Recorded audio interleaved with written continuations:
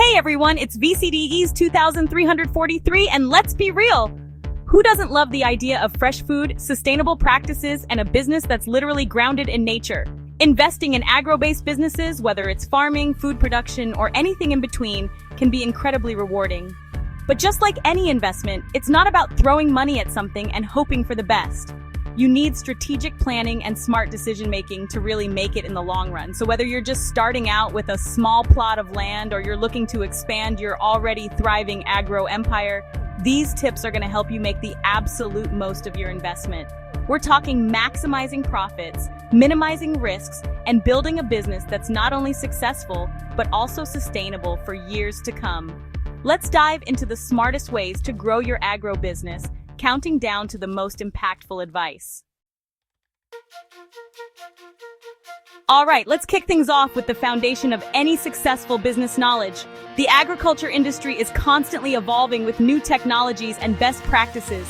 Staying ahead isn't just trendy, it's about staying competitive. Invest in workshops, conferences, and hands-on training. Use online resources and encourage your team to learn. A knowledgeable team is a powerful team. Let's talk sustainability. In agriculture, sustainable practices are crucial. It's about being good to the environment and your bottom line. Reducing waste, conserving water, and using renewable energy are smart business moves. Consumers are willing to pay more for sustainably produced goods. Invest in renewable energy and efficient irrigation systems. Let's be real, agriculture is a people business, and in any business, your network is your net worth. Building strong relationships with both your suppliers and your buyers is absolutely essential for long-term success. Let's start with suppliers. Having reliable suppliers who provide you with high-quality inputs, whether it's seeds, fertilizer, equipment, or anything else you need to run your operation, is crucial. You need to be able to trust that your suppliers are going to deliver on time, meet your quality standards, and offer competitive prices. Now, on the flip side, you've got your buyers. These are the people who are going to be purchasing your products and ultimately driving your revenue. Building strong relationships with buyers, whether it's local grocery stores, restaurants, or even individual consumers, is all about establishing trust and delivering a consistently high-quality product. So how do you actually go about building these strong networks? Well, first off, put yourself out there. Attend industry events, trade shows, and conferences. These are great places to meet potential suppliers and buyers face-to-face, strike up conversations, and start building those all-important relationships. And don't underestimate the power of joining cooperative groups or industry associations. These groups provide a platform for networking, sharing knowledge, and even accessing bulk discounts on supplies. And hey, we live in a digital age. Don't be afraid to leverage online platforms to your advantage. Websites and social media platforms can be incredibly valuable tools for connecting with potential suppliers and buyers from all over the world. Chapter 4. Diversify your offerings. Let's talk about diversification, the art of not putting all your eggs in one basket. Now, this is a fundamental principle in investing, and it's especially true in agriculture. Relying on a single crop or product to sustain your entire business is risky business. Just think about it. What happens if a disease rips through your fields, or if the market for your one and only product suddenly tanks? You're left vulnerable, exposed, and potentially in a really tough financial spot. That's where diversification comes in. By diversifying your offerings, you're essentially spreading out your risk. You're creating multiple streams of income so that if one area of your business takes a hit, you've got others to fall back on. So how do you actually diversify within the context of an agro business? Well, one way is to grow a variety of crops or raise different types of livestock. Instead of putting all your focus on, say, corn, consider planting a mix of corn, soybeans, and wheat. Or if you're raising livestock, maybe you branch out into different breeds or even incorporate poultry or aquaculture into your operation. Another way to diversify is to explore value-added products. Instead of just selling raw crops or livestock, think about ways to process those products into something more valuable.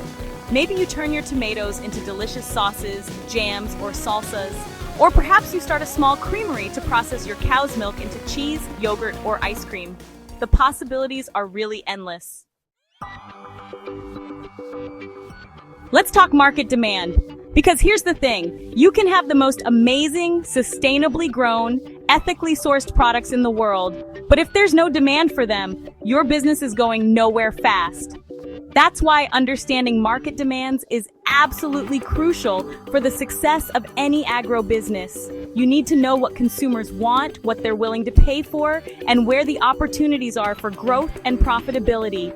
Think of it like this. Market research is your crystal ball, giving you a glimpse into the future of consumer preferences. So, how do you actually go about researching market demands? Well, it starts with understanding your target audience. Who are you trying to sell to? Are you targeting health-conscious millennials? Families looking for affordable, locally sourced produce? Or maybe you're catering to a niche market like vegan or gluten-free consumers. Once you understand who your target market is, you can start digging deeper into their needs and preferences. What are their buying habits? Where do they shop for food? What factors influence their purchasing decisions? And don't be afraid to think outside the box. Explore emerging trends like urban farming, vertical farming, or even insect protein. These might sound a little out there, but they represent growing markets with the potential for huge returns in the future.